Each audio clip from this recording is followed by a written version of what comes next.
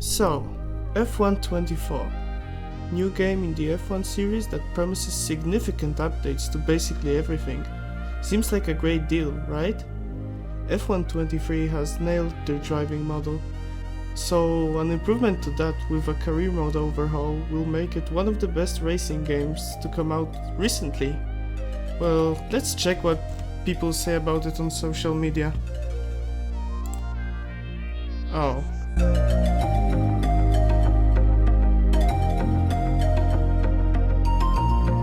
So, if you've been following the F1 game for a while, you might have seen the uproar it's been causing. It's pretty hard to avoid. But why is that? Why are people so upset? Well, people seem to have issues with the handling, which wasn't really shown in the promotional videos.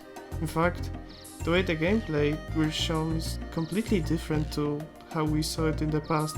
Last few games, content creators were given copies ahead of the time to test out the handling and make different promotional videos about new features. It seems like a win-win, right? But for some reason, we weren't shown basically anything this time. If you look at the promotional videos by the F1 game itself, you can see barely any gameplay. What about the gameplay we've been shown? Well, let's analyze it. Most of what's shown that doesn't really tell anything. However, I'd like to point out something that every other content creator seems to have missed: the tire temperatures. In the videos with high speed, while not shown specifically, you can see on the wheel how quickly the car overheats. There seems to be an issue with how heavily the tires overheat. It's a huge issue that everyone seems to be overlooking.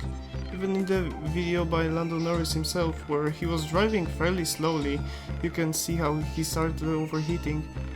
This wouldn't be an issue if the AI also experienced it, but as stated by the developers itself, the AI have their tire temps locked to ideal ones.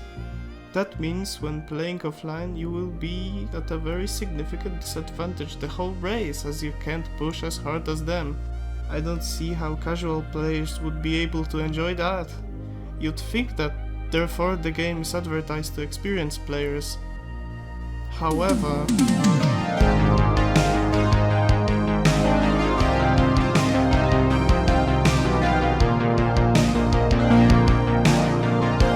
the handling has been the main talking point of the new F1 game, and for a good reason. It seems there has been a significant overhaul when it comes to how the car drives.